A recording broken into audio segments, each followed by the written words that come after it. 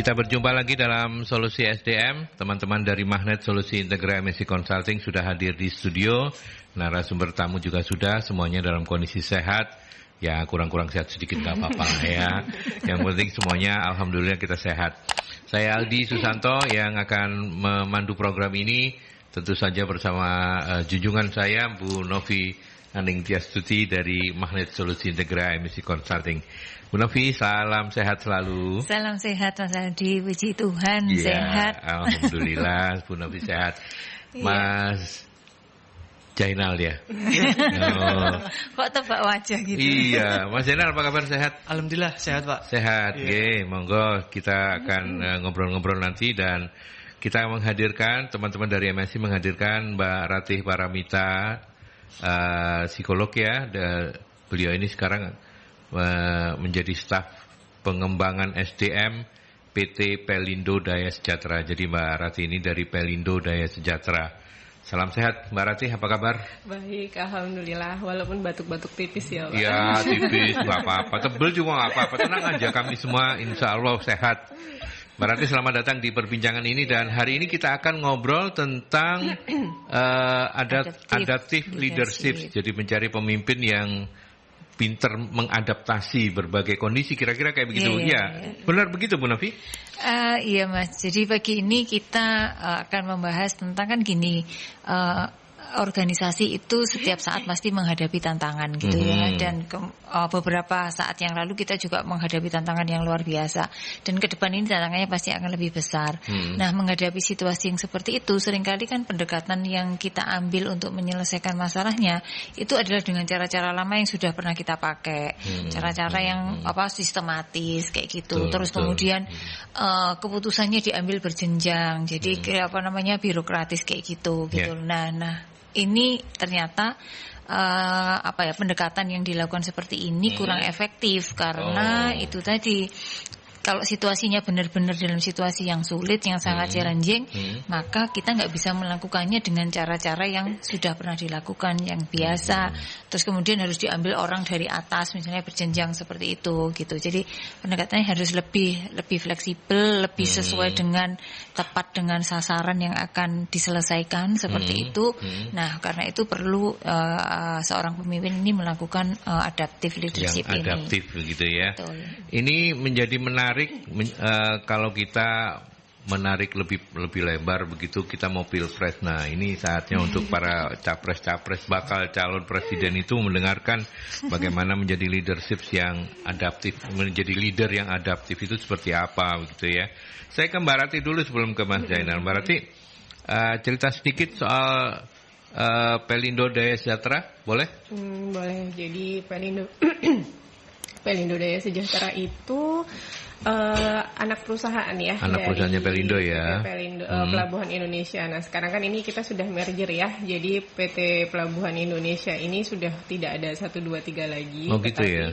Kita sudah melebur gitu ya, sudah yang namanya PT Pelabuhan Indonesia. Nah, kita memang di bawahnya, awalnya itu di bawahnya Pelindo 3 dulu ya, karena kan di Surabaya, jadi Pelindo 3. Nah, untuk saat ini namanya jadi regional gitu ya, jadi regional, jadi per regional begitu. Nah, cuman memang ada berapa? Tetap 3 regionalnya? 4. Untuk saat ini ya, ada regional 1, regional 2, regional 3, regional. Cuman kalau kami menyebutnya memang PT Pelabuhan Indonesia begitu, karena kan sudah merger begitu ya.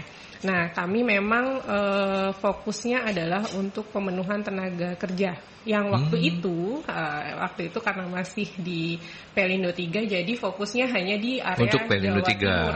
Jadi mulai dari area Pelindo 3 itu kan ada Kalimantan, kemudian Bali Nusra sampai dengan Kupang begitu ya, kemudian Banyuwangi, Cilacap, nah itu ujung-ujungnya kayak gitu. Nah, dan area Jawa Timur sendiri. Nah, pada saat pemenuhan kebutuhan tenaga kerja ini karena sekarang sudah merger jadi semakin besar, mulai dari Medan sampai Jayapura kayak gitu. Nah, itu sih kalau untuk saat ini untuk mengenal PT PDS sendiri. Ya, artinya PDS itu menjadi tempat untuk nyetok SDM yang dibutuhin gitu ya, untuk mendidik dan menyetok. Iya, kawah Chandra di mukanya gitu ya. Betul. Oke. Nah, tadi kan kita awalnya prolognya udah untuk Pilpres. Kualindo saja sudah Pelindo aja sudah berkoalisi, mau ngomong koalisi kecepatan. Pelindo aja sudah berkoalisi loh ya. Jadi merger kan, berkoalisi gitu. Artinya ya. Oke, jadi itu. Nah, saya ke Mas Jainal dulu.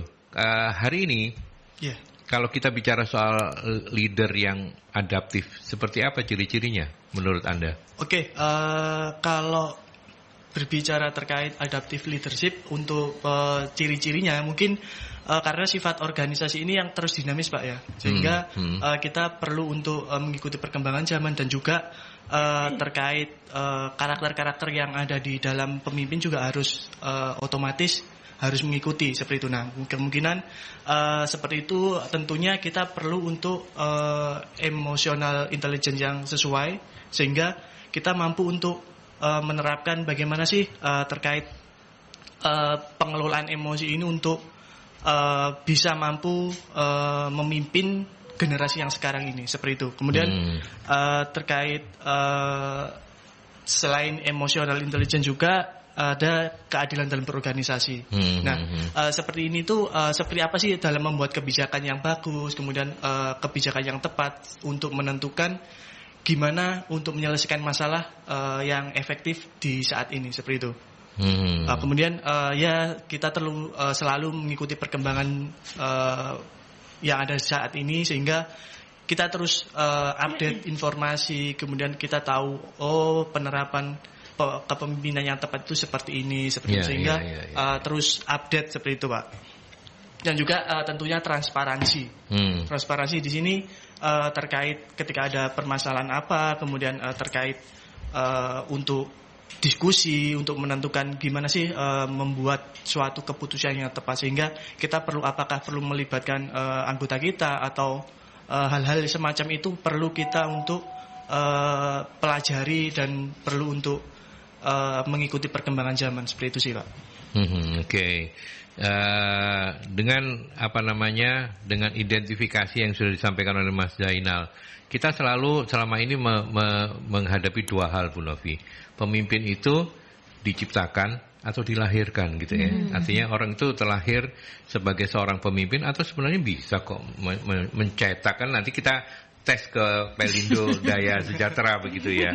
Bagaimana kalau Bu Novi sendiri? Apakah mana yang lebih disetujui? Oh ya, pemimpin itu bisa dicetak atau enggak, pemimpin memang?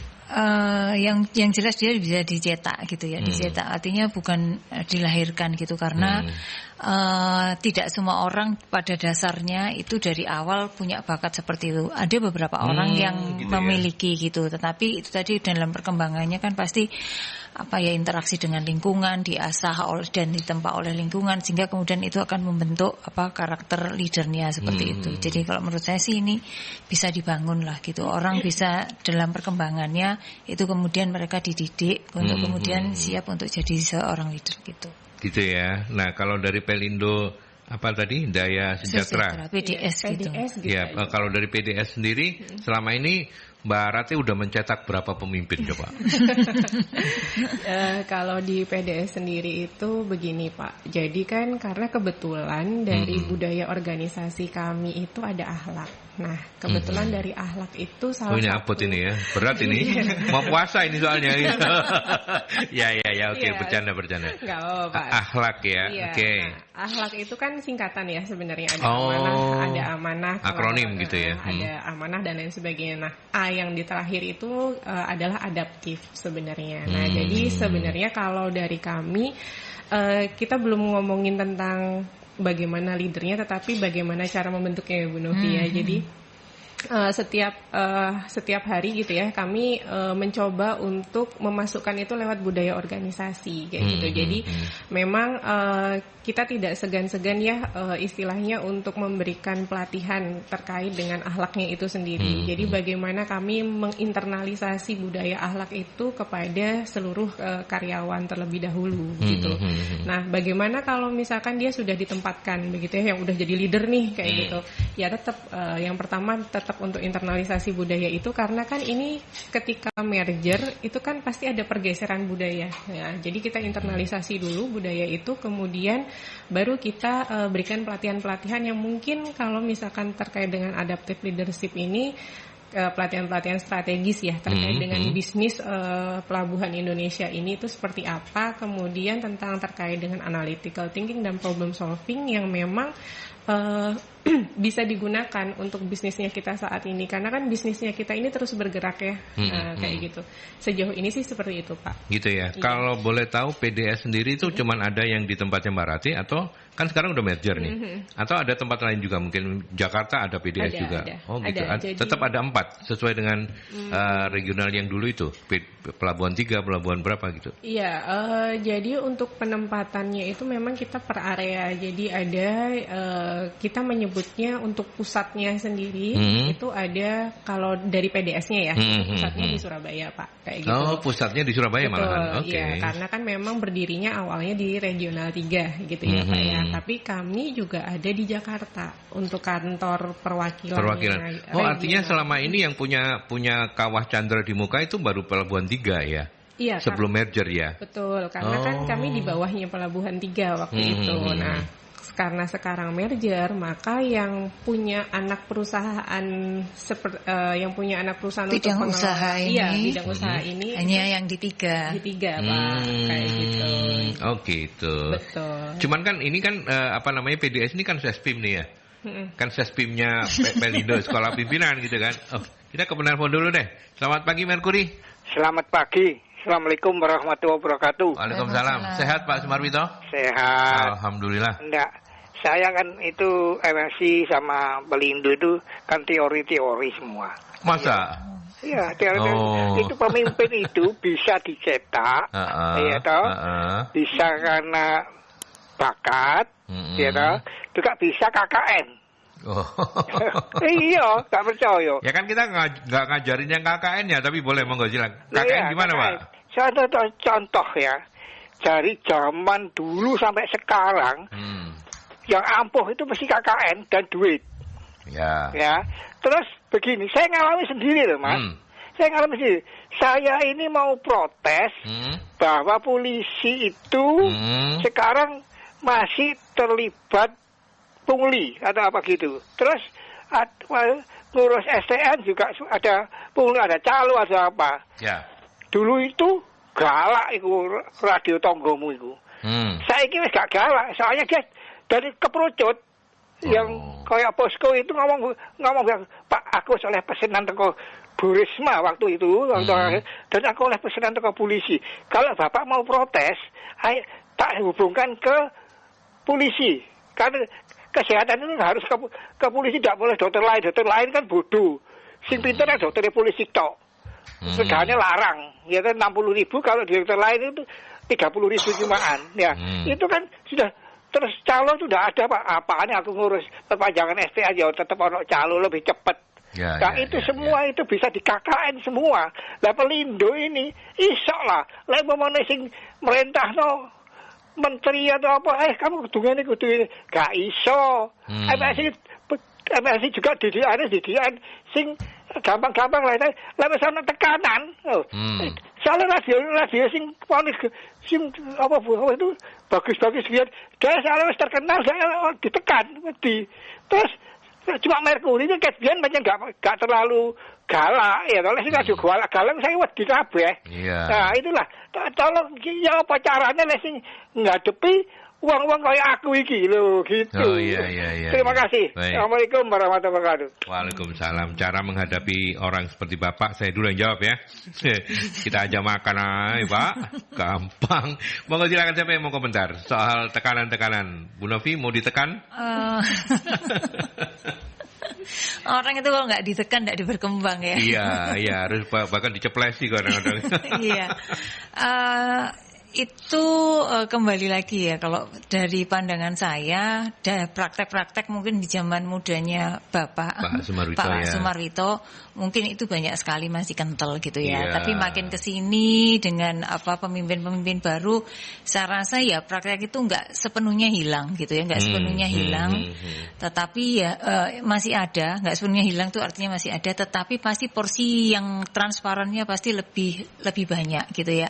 Karena kita lihat misalnya misalnya kita kebetulan bicaranya nyangkut-nyangkut ke polisi gitu ya, sistem tilang segala macam kan sudah pakai pakai monitor, pakai e-tilang seperti itu. Terus pengurusan apa juga makin mudah, upload dokumen yang seperti itulah kayak gitu. Jadi sebenarnya dengan makin banyak kemudahan kok saya yakin bahwa praktek-praktek tadi itu sudah makin berkurang. Meskipun tidak menafikan masih ada. Masih ada. Itu. Karena masih ada yang membutuhkan.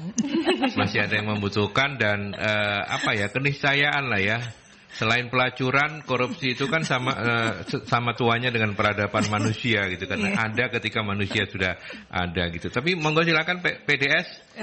Kalau terkait dengan tekanan, ya saya sependapat dengan Bu Novi gitu ya. Jadi tekanan itu memang harus ada karena biar kita itu punya pandangan problem solving lainnya begitu ya terkait dengan masalah-masalah tertentu. Jadi kita biar nggak sama terus problem solvingnya untuk masalah-masalah yang lain-lainnya juga kayak gitu. Nah tapi kalau misalkan untuk saat ini saya juga berpendapat sama ya. Jadi kayak itu tidak mungkin sudah tidak ada, bukan tidak ada sih, maksudnya sudah berkurang ya Bu Novi terkait dengan praktek-praktek seperti itu ya, memang ada, namun memang sudah sangat berkurang begitu, dan transparansi untuk di perusahaan juga semakin besar begitu Pak. Selain itu juga untuk saat ini kan karena perusahaan-perusahaan itu didominasi oleh generasi-generasi milenial ya, gitu ya. Jadi mereka juga bergerak dengan cepat, baik itu dari segi berpikir maupun dari segi bekerja begitu.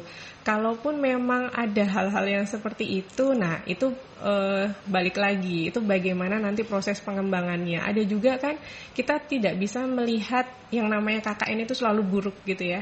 Jadi ada juga kita yang namanya KKN tetapi ternyata orangnya bagus juga kayak gitu kan. Kalau misalkan kita hire profesional begitu. Nah, kalau kita hire profesional, biasanya kan kenalan gitu referensi ya. Referensi. Nah, pasti kan ada proses-proses yang harus dilalui ya, kayak proses masuk ya, rekrut awal itu seperti apa. Nah, kemudian kan harus dengan persetujuan. Nah, kalau misalkan memang sudah dengan persetujuan, otomatis kan ada hal-hal positif yang dapat kita ambil kayak gitu. Jadi, bagi saya KKN itu tidak selalu buruk begitu, tapi ada hal-hal baik. Mungkin kita bisa ambil secara pengalamannya dia kayak gitu loh. Nah, jadi mungkin ya masih tetap ada, cuman untuk porsinya saya rasa sudah sangat berkurang karena sudah didominasi oleh beberapa generasi baru. Iya. Jawabannya sudah seperti juru bicara capres atau caleg gitu ya. Bisa lah ya. Kalau misalnya tiba-tiba terus Erick Thohir telepon gitu ya. Tolong jadikan Jainal ini pemimpin di mana gitu. Pasti ada asesmennya Pak. Iya, dia ada asesmennya. Makanya itu kok Bu Novi yang jawab lah. Boloan dia. Kok tahu gitu. Kok tahu ayo. Bu Novi ayo. Iya, lah kan sistemnya begitu saya tahu. Iya, monggo dijelaskan. Iya, jadi kalaupun misalkan memang ada hal yang seperti itu pasti kami akan melakukan sesuai prosedur. Jadi, sesuai prosedur ya. Jadi pertama benar yang dikatakan Bu Novi, pasti kita ada assessment dulu di awal. Assessment itu sebenarnya lebih melihat sampai batas di mana misalkan Mas Zainal ini memiliki kemampuan. Nah, ketika misalkan kemampuannya itu saya batasnya segini ya yang kita inginkan, terus Mas Zainal segini, berarti kita ada adjustment. Adjustmentnya adalah dengan kita berikan dulu dia pelatihan agar kemampuannya itu bisa segini, yang sesuai dengan kapasitas yang kita mau. Nah, pelatihan kemudian kita yang namanya ada istilahnya bukan on job training, tetapi ada masa 3 bulan percobaan. Nah, kemudian evaluasi, kemudian nanti ketika evaluasi, ternyata masih kurang. Nah, batasnya adalah 6 bulan kayak gitu. Jadi seperti itu sih ya, sejauh ini. Dari jawaban ini Pak Sumarwito sudah bisa disimpulkan ya, tidak dinafikan oleh para narasumber bahwa sekarang ini masih belum bisa mengikis habis begitu ya. Tetapi dalam perjalanannya seiring dengan pertumbuhan generasi kita yang sudah didominasi millennials, itu memang mau nggak mau harus berubah ya. Pola-pola lama itu kayaknya nggak cocok juga untuk anak-anak milenial, apalagi yang Gen Z gitu ya. Oke, kita lanjut setelah pesan-pesan. Oke, kita lanjutkan kembali masih bersama para narasumber. Ada Bu Novi dan Mas Zainal dari MSI. Kemudian juga narasumber tamu kita Mbak Rati Paramita dari PDS ya, Pelindo Daya Sejahtera. Dan Bu Novi tadi saya sudah di awal menanyakan soal syarat-syarat atau identifikasi dari seorang pemimpin yang adaptif itu seperti apa, begitu ya. Nah sekarang kita bicara lagi, tadi Bu Novi meyakini bahwa seorang pemimpin itu bisa diciptakan, bisa dicetak, begitu dalam tanda petik ya. Nah kemudian, tapi kan tidak mudah merubah, kalau orang Jawa bilang watak ya, karakter gitu ya. Nah itu seperti apa? Oke, jadi kan misalnya gini, dalam kasus begini, ada yang pinter banget deh, semuanya assessmentnya bagus gitu, kecuali satu, dia mungkin kalau kita bilang emotional quotient-nya kok masih agak kurang ya, itu bisa nggak di ini kan? Oke. Jadi orang bilang kan kalau karakter atau watak tadi ya bahasa awamnya gitu, itu sulit untuk dirubah. Ya memang relatif lebih sulit gitu Mas. Relatif lebih sulit gitu. Kalau kita bicara di dalam psikologi itu yang paling susah dirubah itu kapasitas intelligence gitu. Terus kemudian karakter gitu. Terus kemudian kalau misalnya kayak cara kerja, leadership. Nah, itu aspek yang lebih mudah dirubah Mas gitu. Jadi kalau yang misalnya sulit dirubah itu tadi misalnya kapasitas intelektual kita itu misalnya di rata-rata gitu ya. Ya udah kurang lebih kemampuan kita akan di sana gitu. Makomnya kita saat gitulah gitu. Tergantung kemudian proses informasi masuk keluar, cara kita memecahkan masalah. Nah, kurang lebih akan di tarafnya seperti itu. Lalu karakter Mas. Nah, kalau karakter ini memang tadi saya bilang ini memang lebih sulit dirubah daripada kita ngerubah cara kerja atau cara seseorang bisa menjadi seorang pemimpin kayak gitu. Nah, kaitannya dengan pertanyaan Mas Aldi tadi, bagaimana kalau ini tadi kaitannya dengan apakah seorang pemimpin kalau punya karakter tertentu yang mungkin kurang pas itu bisa dirubah atau enggak? Kalau menurut saya itu sangat memungkinkan untuk dirubah gitu. Karena ketika seseorang merubahnya dari mana gitu? Merubahnya adalah dengan kesadaran. Kalau kita bicara di dalam sebuah organisasi, ketika seorang ini diberikan tanggung jawab yang lebih tinggi gitu kan. Itu kesadaran itu yang kemudian harus kita buat dia aware terhadap hal itu, sehingga kemudian dengan kesadaran dengan tanggung jawab barunya, maka dia akan berpikirkan bahwa hasil kerjanya bukan hanya hasil kerja pribadi, tetapi hasil kerja kelompok yang akan dinilai. Nah, kesadaran akan itulah yang kemudian kita harapkan akan mendorong dia untuk kemudian berpikirnya menjadi kepentingan bersama. Kemudian cara mencari penyelesaian masalahnya juga nggak bisa sendirian, tetapi melibatkan mereka supaya kemudian tercapai. Dia harus empati, dia harus memahami orang lain seperti itu. Jadi arahnya ke sana Mas gitu, itunya ke sana. Sudah terjawab belum? Sudah sih, sudah, artinya ya memang lebih sulit, tetapi bukan tidak mungkin. Kalau kemudian ada tanggung jawab lebih besar, orang itu mungkin bisa mengalahkan egonya untuk menekan sedikit sifat emosionalnya. Tapi tentu dengan monitoring dan evaluasi yang ketat ya. Akan lebih baik kalau dia punya coach gitu ya, yang akan membantu dia untuk menunjukkan apakah dia sudah menuju jalan yang benar. Menuju jalan yang benar. Oke. Sekarang ke Mbak Rati dengan jam terbang dirimu selama ini. Bisa cerita nggak bagaimana? Pernah nggak menghadapi contoh ekstrim yang seperti saya tanyakan ke Bu Novi? Dibilang pernah ya. Jadi mungkin kalau misalkan kita di perusahaan itu ada yang namanya deadwood ya, Bu Novi ya. Yang istilahnya apa ya, deadwood itu kayak Mas, tahu nggak deadwood? Jelas gedebok pisang busuk, kayu mati. Jadi dia yang sudah tidak bisa kita kembangkan lagi, gitu ya. Nah akhirnya ya mau tidak mau memang itu harus replacement ya kita. Nah replacementnya itu kita dengan menggunakan beberapa cara. Jadi kalau saya menjawab dulu terkait dengan pertanyaan dari Pak Aldi tadi terkait apakah memang bisa dirubah gitu ya. Ya saya sepakat gitu ya dengan Bu Novi bahwa tidak ada yang tidak mungkin gitu ya Bu Novi ya. Kalau buat kita ya, pasti kita akan coba untuk ya gimana caranya orang ini bisa untuk bukan berubah ya, tetapi bergeser lah intinya. Jadi artinya nggak ada yang nggak mungkin kalau Rati berkehendak gitu ya. Luar biasa Rati ini. Kayaknya serem ya Pak ya, kalau saya yang berkehendak tidak lah. Tapi lebih terkait kita bukan merubah orang itu menjadi sosok yang berbeda, tapi kalau dari saya pribadi itu menggeser, entah itu menggeser mindset, entah itu menggeser pola dari perilakunya beliaunya begitu. Nah, namun yang sulit adalah ketika kita menghadapi Deadwood. Nah, Deadwood ini mungkin secara intelektual dia sudah mentok segitu, begitu ya. Secara usia juga sudah mentok, begitu ya. Nah, itu berarti apa yang harus dilakukan? Yang pertama adalah coaching, biasanya CMC. Jadi coaching, mentoring, counseling. Nah, terkait dengan sebenarnya orang-orang Deadwood ini kita cek dulu sih dari hasil assessment terakhirnya itu seperti apa, begitu ya. Misalkan ternyata bolongnya banyak banget nih, udah dikasih pelatihan juga tetap tidak berkembang, begitu ya.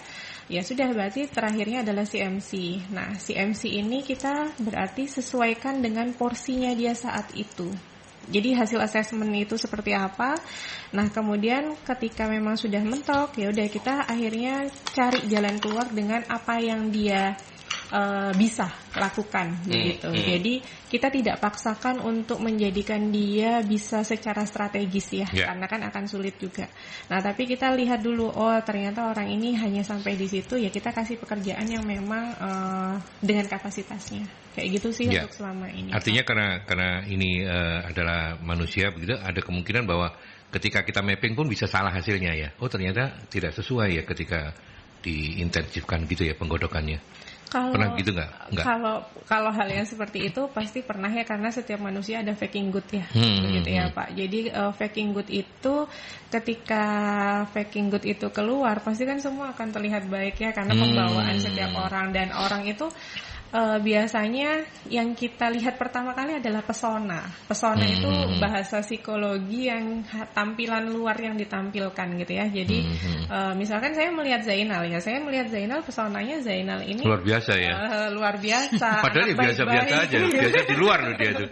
Untung aja di dalam, biasanya di luar dia. Kayak gitu kan. Jadi saya melihat pesonanya Zainal ini adalah dia anak baik begitu ya. Lugu gitu ya Zainal ya. Lugu ya.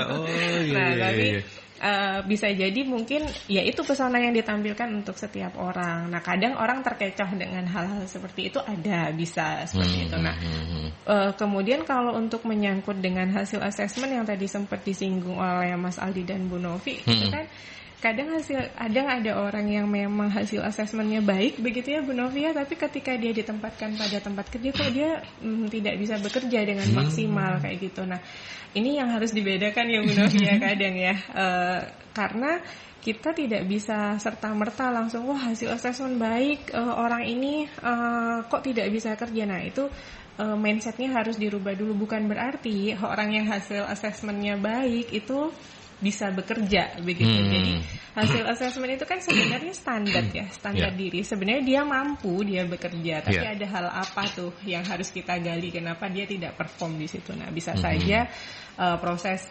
istilahnya kayak SDM itu di situ karena dia tidak bisa berkembang karena ada hal-hal tertentu, misalkan lingkungannya yang dia tidak senang sehingga dia tidak bisa berkembang di situ. Jadi banyak hal yang harus kita cek kayak gitu. Kalau boleh cerita mekanisme dari PDS pekerjaan PDS sendiri seperti apa Mbak? Apakah menunggu orang ngirim ini tolong nih di assessment ini nanti kalau cocok mau diinikan atau seperti apa?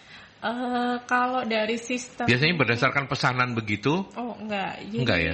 Kami itu pesanannya bukan berdasarkan pesanan ini tolong anak saya, bukan ya kayak gitu. Bukan itu. Maksudnya misalnya dari cabang mana atau dari daerah mana? Ada permintaan ada permintaan ya. Jadi biasanya ada permintaan tenaga kerja. Contoh di area Jayapura misalkan butuh operator read stacker misalkan. Nah, biasanya kami akan tanya dulu istilahnya kriterianya seperti apa kayak gitu. Nah dari situ baru kami akan mencari kandidat kayak gitu. Nah nyarinya dari internal sendiri ya, dari dari luar, dari umum. Jadi kami biasanya kan membuka lowongan begitu ya, akan membuka lowongan dengan kriteria yang memang diminta oleh user kami, karena kan penempatannya di seluruh area pelabuhan ya, gitu. Jadi tergantung dari user, karena antara user yang di Jayapura mungkin dengan user yang di Jakarta akan beda. Oh, berarti saya agak salah ya. Pikiran saya itu kenapa saya sebut Sespim tadi itu karena kalau ini udah karyawan nih, ini mau naik pangkat, sekolahnya di PDS, bukan begitu ya? Bukan ya. Iya, kami yang memenuhi tenaga kerja. Yang memenuhi tenaga kerja. Oh, rekrutmennya lewat itu, dibantu MSI pastinya ya? Enggak. Oh, belum. Ini kompetitornya MSI. Kok ada kompetitor? Loh, iya makanya. Kolaborasi sebenarnya. Iya. Mungkin bidang usahanya kurang lebih sama. Tapi melayani internal gitu. Pelindo ya. Group lah. Pelindo Group. Oh, polanya kayak begitu. Mas Jenal mau menambahkan? Cukup ya. Nah, maksudnya bagaimana kemudian Mas Jainal itu bisa membuat Mbak Rati bilang dirimu itu lugu, baik, padahal kan enggak gitu ya. Oh, emang gitu ya? Emang gitu, Pak. Oh, ya sudah, kalau gitu cukup, kita ke iklan dulu kalau begitu. Jadi Bu Novi dan MSI ini tugasnya adalah mencerdaskan kehidupan bangsa, termasuk bangsanya ini, bangsanya Mbak Nila dan kawan-kawan ini. Oke, kita ke penelpon. Ya, kita ke ini WhatsApp ya, WhatsApp. Oke. Ada Yusman itu cowok cewek ya? Cowok lah. Cowok ya, Pak Mas Yusman berarti. Bagaimana menghadapi pimpinan yang secara ke teknologi adaptif tapi tidak adaptif ke pegawainya? Ini maksudnya gimana ya? Ya pendekatannya kurang. Ke Mas Jenal dulu deh. Secara mungkin untuk mengadopsi teknologi di perusahaannya gitu ya. Tapi kalau human relationnya kurang gitu. Mas Jenal, kalau dalam situasi seperti ini bosnya harusnya diapakan? Didoakan apa?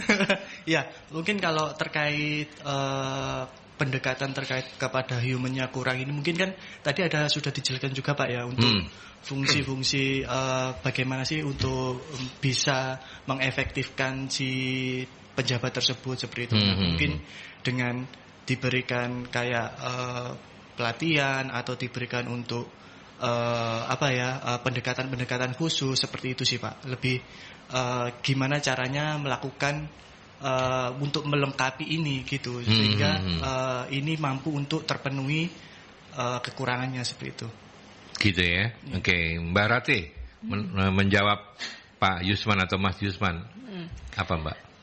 Kalau misalkan biasanya kan memang ini terjadi ya di perusahaan-perusahaan yang kadang itu karyawan atau bawahan menganggap bahwa pemimpin saya nih yang kurang kayak gitu ya dan sebagainya. Nah, biasanya kan kalau misalkan memang hal yang seperti itu yang maksudnya saya gitu ya, saya pribadi ketika mendapatkan hal seperti itu ketika kita menjadi bawahan, yang paling pertama dilakukan adalah mencoba untuk memaklumi dulu ya. Karena kan setiap orang pasti berbeda-beda dengan cara memimpinnya begitu. Nah, jadi bagaimana setiap person gitu untuk memimpin katakanlah sebuah divisi, yaitu dengan stylenya masing-masing. Yang pertama adalah dengan cara memakluminya. Katakanlah bahwa dia baik secara teknologi, tapi memang ada hal lain. Karena kan tidak semua orang sempurna gitu ya, Pak Aldi ya. Jadi bagi saya dengan cukup memaklumi seperti itu dan tahu sebenarnya apa yang dimaksud dengan beliau ini, apa yang mau dia katakan, apa yang mau dia tuju, itu sudah cukup. Karena kan memang tidak bisa kita meminta bahwa pemimpin kita harus yang sempurna seperti apa yang kita mau kayak gitu. Nah, bagaimana kita menyesuaikan? Nah, berarti bukan kita yang meminta pemimpin kita untuk adaptif, berarti kitalah yang diminta untuk lebih adaptif kayak gitu terhadap pola-pola kepemimpinan yang ada di lingkungan kantor. Seperti itu sih kalau dari saya. Iya. Itu sebatas kalau misalnya pemimpinnya masih bisa di ini ya, kalau misalnya terus dia rodo nggak bener ya, kita harusnya berani ngomong lah ya. Rodo nggak bener yang kayak gimana gitu ya, kan banyak. Mungkin jadi like and dislike atau apa gitu. Iya, jadi gini Mas, kalau kita di pendekatan SDM lah, saya nggak bilang psikologi, itu ada namanya Johari Window gitu ya. Nah, Johari Window jendela itu Johari ya. Jendela Johari. Itu ada empat jendela gitu ya. Apa yang saya tahu orang lain tahu, apa yang saya tahu orang lain tidak tahu, ada apa yang saya tidak tahu orang lain tahu, kayak gitu kan. Terus bisa jadi hidden, dua-duanya kita nggak tahu, orang lain nggak tahu, kayak gitu. Nah, kaitannya dengan ini itu biasanya kemarin hari hari Jumat yang lalu saya ke Jogja gitu ya. Ini ada sebuah grup perusahaan yang itu tadi mainan Johari Window gitu ya. Jadi misalnya diadakan sesi seperti itu untuk kemudian kita tahu bagaimana persepsi orang lain terhadap kita gitu kan. Jadi waktu itu ada kartu-kartu gitu dengan karakter-karakter, terus kita tuh disuruh milih mana yang menggambarkan diri kita gitu kan, udah pilih gitu kan. Terus itu disimpan gitu. Terus ada kartu yang ini kan setiap orang punya set yang sama, yang tidak menggambarkan diri kita, itu kita diminta untuk menyerahkan kepada orang lain yang menurut kita dia punya karakter itu gitu. Kayak gitu. Jadi ini kan sebenarnya membantu untuk mengetahui kalau misalnya saya nggak tahu karakter saya punya sifat itu, tapi orang lain melihat saya penilaian gitu. Orang lain gitu penilaian ya. orang lain kayak gitulah. Terus kemudian itu kita nanti terima banyak kartu dari orang lain, atau kita juga memberikan ini ke orang lain dari sisa kartu yang kita miliki. Terus kalau sudah kartu yang tadi menurut kita tadi itu seperti apa yang kita punya karakter itu digabungkan dengan dikasih orang lain tadi itu kan menurut orang lain digabungin terus dari situ kemudian dikelompokkan ada 4 warna, merah, biru, hijau, kuning kayak gitu. Nah di situ dilihat sebenarnya karakter kita seperti apa. Nah ini pendekatan seperti ini membantu kita untuk mengetahui bagaimana karakter kita, karena bisa jadi si pemimpin tadi itu dia tidak merasa begitu gitu loh. Orang lain lihat tapi tidak pernah diberikan feedback. Nah, kalau ngasih feedback ke pemimpin itu kan tidak bisa ya, kayak tadi Mas Aldi bilang, Pak saya mau ngomong deh gitu, masuk emosional gitu kan nggak bisa ya. Nah mungkin ada treatment seperti itu, acara-acara yang membuat kita ini jadi lebih tahu gitu loh. Masing-masing orang, bukan hanya pemimpinnya ya, masing-masing orang menjadi lebih tahu, sehingga kemudian kita jadi tahu, oh ternyata menurut persepsi orang lain saya seperti ini toh, yang mungkin kita sendiri nggak pernah membayangkan. Maksudnya kita perilaku seperti ini adalah seperti ini, ternyata persepsi orang lain tidak sama kayak gitu kan. Seperti itu. Jadi ini yang perlu diinikan, apakah tadi itu pemimpinnya juga tahu, kalau nggak tahu ya harus diberikan feedback. Harus kasih tahu. Lalu yang kedua, karena setiap orang di perusahaan itu pada dasarnya itu mesti punya coach Mas gitu. Jadi kalau dia di level apa, supervisor, coachnya pasti jabatan lebih tinggi. Kalau manajer mungkin ada yang di atasnya kayak gitu. Nah ini harus dicarikan coach untuk orang ini supaya kemudian si leader itu tadi, supaya kemudian dia jadi tahu gitu loh apa yang harus ditingkatkan dari dirinya. Karena sebenarnya dia punya sisi positif itu tadi, dia sudah memenuhi kualifikasi yang saat sekarang banyak dibutuhkan orang. Tinggal nempelin tadi itu, meningkatkan kemampuannya yang tadi itu, pasti akan dia jadinya excellent kayak gitu Mas. Ya, oke. Berarti nasihat terbaik untuk Pak Yusman, ajaklah bos Anda itu main jendela Johari ya. Supaya Anda punya kesempatan untuk menyerahkan gitu ya. Dan itu harus sama MSI, jangan main sendiri nanti bosnya marah. Makanya MSI harus diundang ya untuk mengadakan pelatihan dan main gamenya itu jendela Johari atau Johari Window. Ya, oke. Kemudian Mbak Vina, selamat pagi. Apa tahap awal yang dilakukan di PDS di tempatnya Mbak Rati saat open recruitment, melihat sosok yang tepat, mudah dididik atau dibina, apakah itu yang dilihat atau gimana? Mungkin mau ngelamar ini ya kalau nanti open recruitment. Tapi PDS sendiri memang open recruitment ketika ada permintaan masuk ya Mbak ya? Kalau misalkan saya menjawab dari pertanyaannya Mas Aldi dulu ya. Jadi jadi kita ada yang namanya bank data. Ada bank. Jadi kita punya bank data. Jadi semua orang boleh tuh memasukkan lamaran gitu ya, lamaran apa saja dengan kualifikasi apa saja. Namun kan kami akan menyaring terlebih dahulu gitu ya, sesuai dengan permintaan dari user begitu ya. Contoh user A, B, C, D itu pasti permintaannya dengan kualifikasi yang berbeda gitu ya, sesuai dengan kebutuhan dari mereka. Nah, menyangkut pertanyaan dari Mbak siapa tadi? Mbak Vina.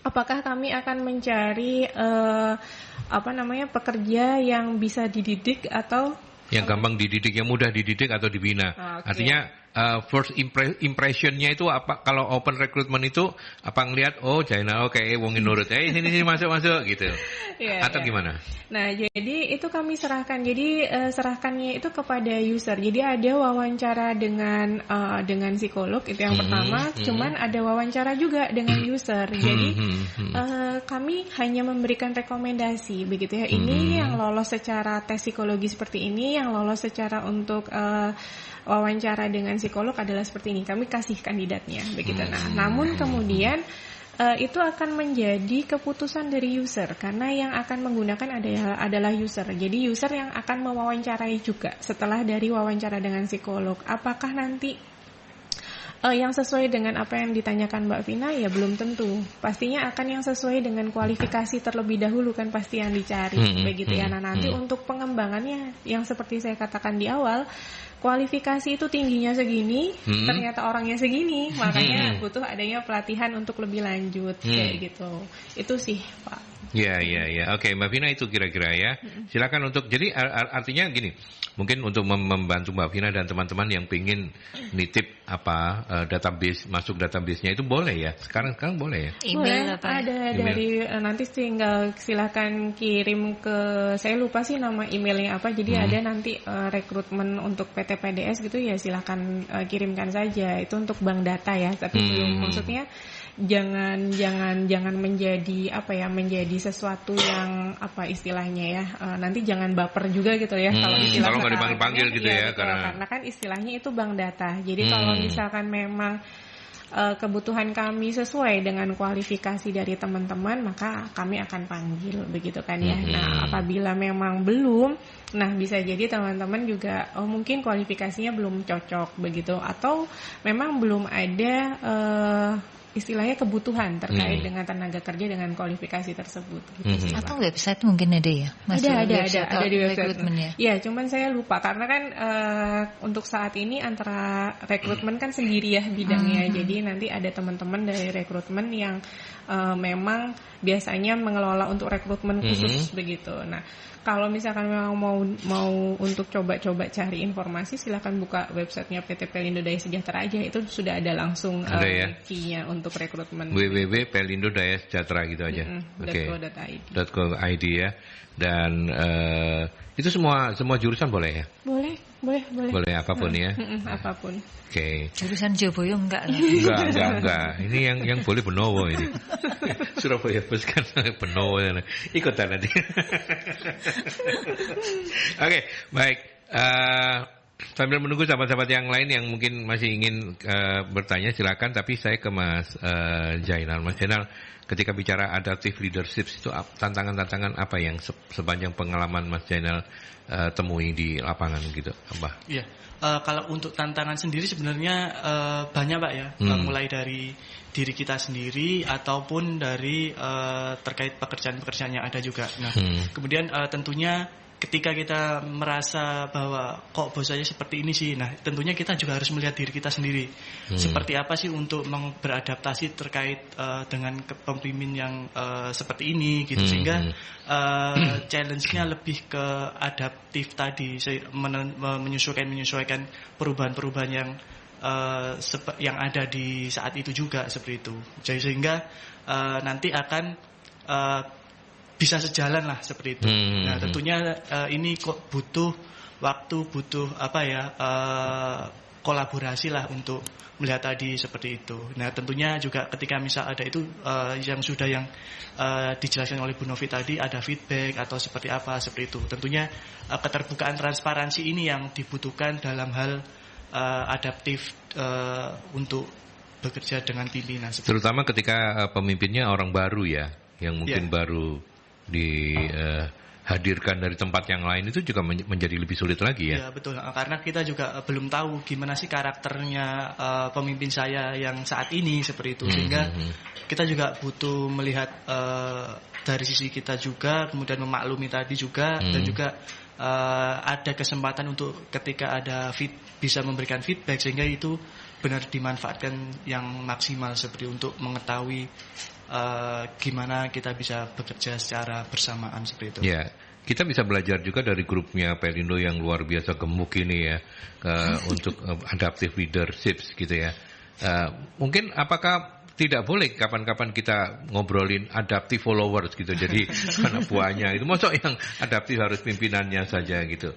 Tapi pengalaman dari yang sepanjang Mbak Rati tahu di Pelindo sendiri, ada nggak kalau pindah-pindah pasti kan ya dari Jakarta pindah ke sini, mutasi-mutasi kayak gitu. Nah itu pernah ada laporan-laporan yang masuk nggak?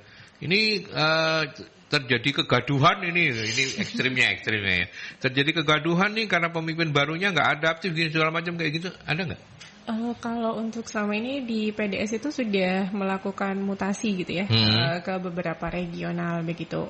Untuk saat ini alhamdulillahnya tidak ada ya. Karena takut kali ya. Kan BUMN ya. Iya. Harus adaptif. Iya. Tadi itu akhlaknya itu kan hanya yang satunya itu adaptif Mas. Jadi harus punya jadi jiwa sejak awal memang iya.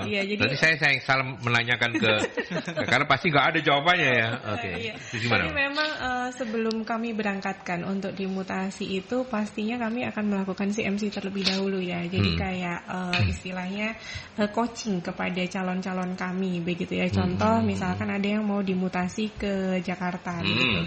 Jadi pasti yang pertama kami akan melakukan coaching terlebih dahulu. Kemudian ditanyakan terkait dengan kebutuhan apa yang kira-kira di sana kayak gitu ya.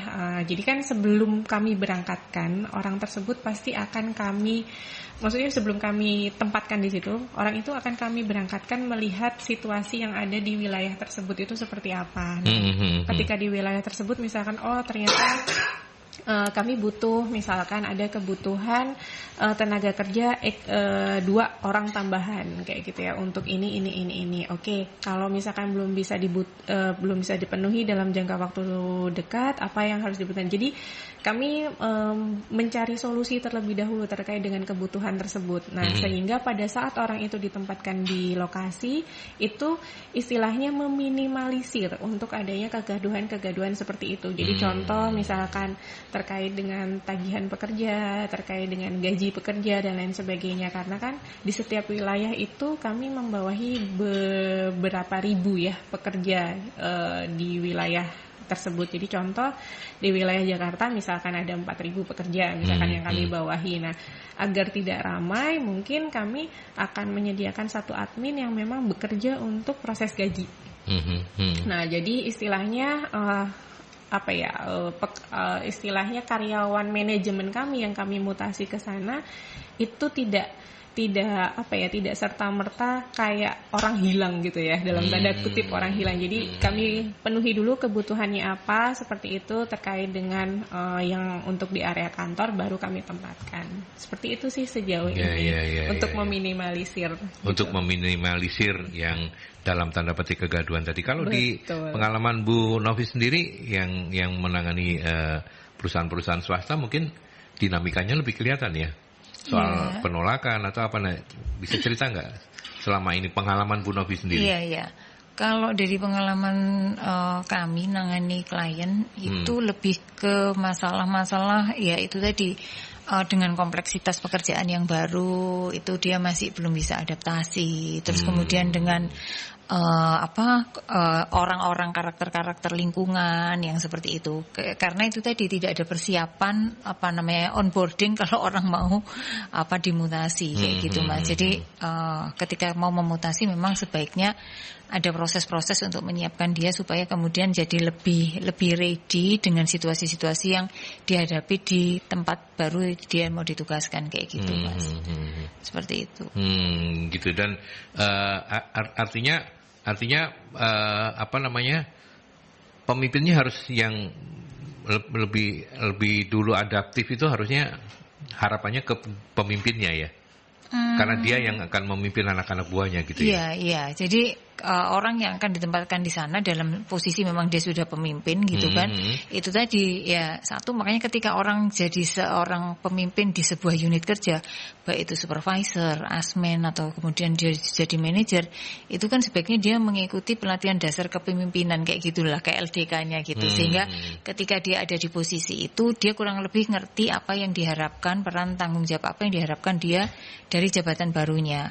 Nah, dari sanalah kemudian kita injek dia, kita tanamkan itu tadi hal-hal yang harus dimiliki, karakter-karakter apa yang kualifikasi apa yang harus dimiliki seorang pemimpin di level itu kayak gitu.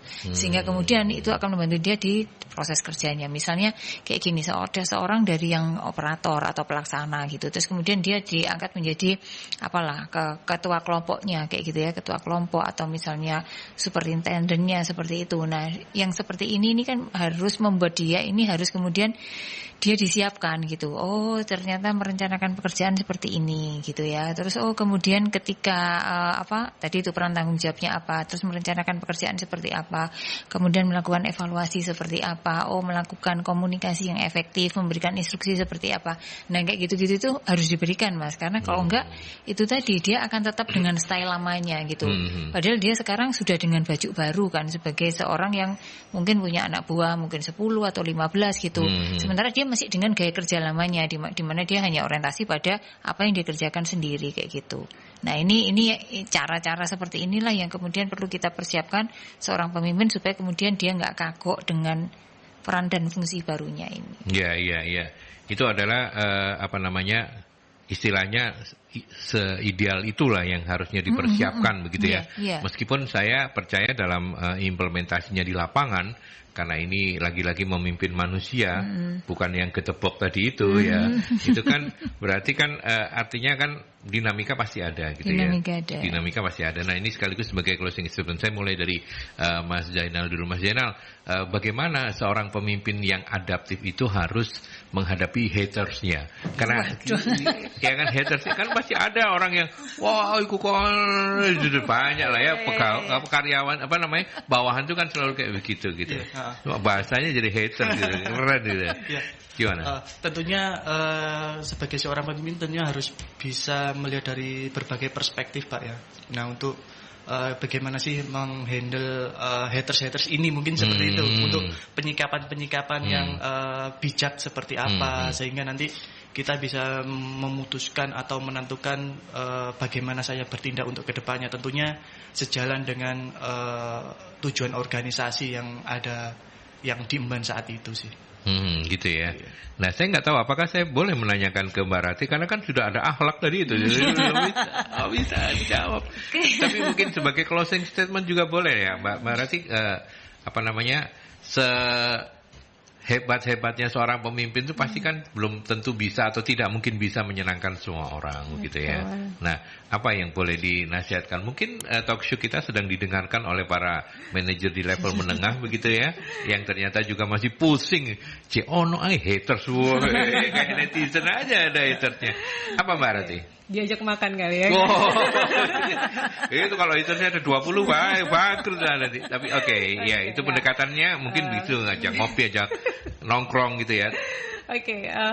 Kalau tadi kan yang seperti dikatakan oleh Mas Aldi di depan gitu ya, sebenarnya itu salah satu bentuk, kalau ngajak makan bawahan itu ya, sebenarnya adalah salah satu bentuk proses bagaimana kita mendekati mereka. Sebenarnya kayak apa sih maunya mereka, itu kan bisa lebih informal ya sebenarnya, informal, tapi itu dijadikan cadangan saja ya Bapak Ibu pendengar. Ya nanti kalau yang dengerin karyawannya nanti kalau aku kalau tanggal tua ini jadi hater ya, aku jadi jam makan. Tapi kalau untuk saat ini biasanya kami kalau misalkan memang ada, jadi kan tugas saya kan biasanya hanya mengobservasi gitu ya Mas Aldi. Jadi kayak contoh ada nih memang beberapa karyawan misalkan katakan yang memang kurang puas begitu ya terkait dengan sistem atau lain sebagainya. Biasanya didekati terlebih dahulu, jadi lebih ke arah dilakukan pendekatan, namun tidak dengan pemimpinnya langsung, tetapi di kami itu ada yang namanya bagian pengembangan SDM itu tadi. Jadi dilakukan pendekatan terlebih dahulu oleh bagian pengembangan SDM awalnya. Nah kemudian baru nanti istilahnya diajak ya, istilahnya kayak dicari tahu sebenarnya kenapa kok gitu. Pasti kan ketika mencuat itu ada haters muncul, pasti ada ketidakpuasan begitu ya, secara signifikannya kan seperti itu. Nah, tidak puasnya itu secara apa? Nah, kemudian kami akan melihat dulu berapa orang sih hatersnya gitu ya.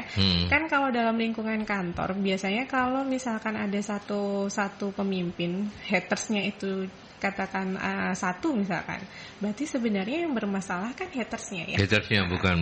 Nah, kecuali kalau misalkan pemimpin itu satu, kemudian hatersnya adalah seluruh dari karyawan, berarti kan memang ada yang salah. Kemungkinan yang salah pemimpinnya gitu ya, bermasalah. Akan kami lakukan seleksi dan observasi terlebih dahulu pastinya, Mas Aldi. Jadi tidak serta-merta kami bahwa pemimpinnya yang salah, bukan, tetapi kami akan melihat dulu situasinya seperti apa. Kadang kalau misalkan kita melihat dari sisi persepsi dari haters, pasti semuanya akan jelek begitu ya. Tapi kami akan observasi dulu bahwa ternyata dari sisinya pemimpin ada hal baik yang mungkin itu tidak tersampaikan juga kepada sisi anak buahnya begitu. Nah, kamilah sebagai jembatan di situ. Gitu. Baik, luar biasa. Sekarang ke Bu Novi. Dan ini kan penting kenapa? Karena adaptive leadership tidak akan optimal diterapkan kalau kemudian pemimpinnya tidak bisa dalam tanda petik menangani para hatersnya. Gitu ya. Iya, tugas pemimpin adalah membawa kemajuan dan perubahan. Itu yang harus diingat gitu kan. Dan untuk itu dia nggak bisa jalan sendiri. Dia harus berjalan bersama-sama dengan anggota timnya gitu. Jadi tadi gimana cara membawa perubahan, itu tadi tetap fokus pada tujuan, orientasi pada hal-hal yang memang harus ditingkatkan, mengabaikan hal-hal yang mungkin tidak relevan dengan tujuan itu. Seperti itu. Nah, kaitannya dengan haters yang tadi mengajak mereka supaya kita pemimpin bisa berjalan bersama-sama dengan para followersnya adalah dengan menyampaikan tujuan, arah kemana, goal dari apa yang harus dicapai oleh tim ini gitu kan. Jadi itu tujuannya ke sana gitu. Jadi tugas dia harus menyampaikan itu, dan ini diperlukan kemampuan untuk komunikasi, untuk kemudian bisa meyakinkan mereka bahwa tujuan ini memang penting. Pentingnya bukan hanya untuk tim saja, tetapi juga untuk mereka masing-masing. Kayak gitu. Jadi bagaimana mengatasi hatersnya, yaitu tadi adalah proses dinamika, bagaimana kita kemudian tahu meyakinkan mereka tentang apa tujuannya, karena kadang biasanya itu nggak ngerti tujuannya gitu aja sih Mas gitu. Kecuali memang ada beberapa orang yang itu biasanya porsi kecil yang troublemaker kayak gitu. Tetapi itu tadi seringkali yang terjadi ketika ini adalah ketidakjelasan apa yang harus dilakukan gitu ya, apa tujuan bersamanya, sehingga kemudian mereka merasa bahwa ketika melakukan sesuatu bukan untuk kepentingan mereka gitu loh. Saya dapat apa sih dari apa yang saya lakukan kayak gitu. Lebih ke perasaan itunya gitu loh Mas. Jadi kebersamaan rasa tanggung jawab terhadap tujuan bersama, dan kemudian saya adalah orang yang ikut berpartisipasi dalam keberhasilan itu penting. Ya, oke. Last but not least, kalau semua pendekatan struktural sudah Anda lakukan dan masih kurang oke hasilnya, gunakan yang terakhir kata Mbak Rati tadi ya, ajak makan. Pendekatan-pendekatan informal kemungkinan akan menjadi alternatif solusi begitu ya. Tapi terima kasih banyak Zainal, terima kasih banyak sudah berkenan untuk menemani kita semua, dan Mbak Rati Paramita dari Pelindo Daya Sejahtera. Matur nuwun, sehat-sehat. Mudah-mudahan kapan-kapan kita bisa ngobrol lagi di sini. Oke. Bu Novi, ada agenda apa untuk teman-teman MSI? Oke, hari Jumat 17 Februari besok akan ada webinar yang kita kerjasama dengan Mercury juga, How to Set Up HR recruitment process for millennials kayak gitu. Pembicaranya dari PMSM yang leader Bu Windy kayak gitu. Terus kemudian pelatihan MSDM tanggal 11 Maret nanti akan buka batch ke-21, pelatihan PR buka 18 Maret itu batch ke-13, serta pelatihan sekretaris tanggal 25 Maret. Jadi kalau mau join pelatihan dan sertifikasi yang tadi itu BNSP, silahkan bisa telepon ke nomor 0811 340 5557. Wah, kok itu Mas Yul yang jawab? Kan berarti saya ini anak buahnya juga ya. Makanya. Oke, baik. Tapi memang benar ya 0811 340 5557 itu nomor telepon Bu Novi, nomor saktinya MSC untuk segala kebutuhannya gitu ya. Tapi terima kasih sekali lagi para narasumber. Sehat-sehat terus kita semua, dan saya akhiri sampai di sini Talkshow Solusi SDM. Kita ketemu di Solusi SDM selanjutnya.